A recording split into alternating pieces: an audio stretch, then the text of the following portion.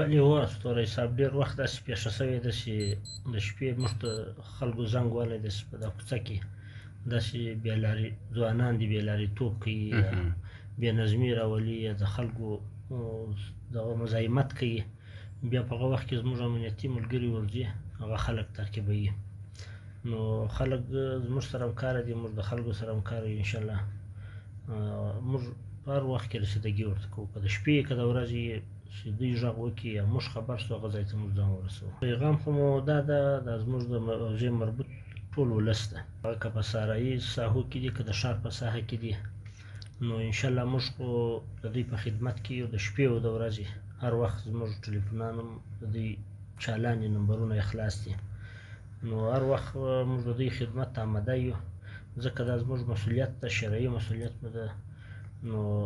د افغانستان اسلامي امارت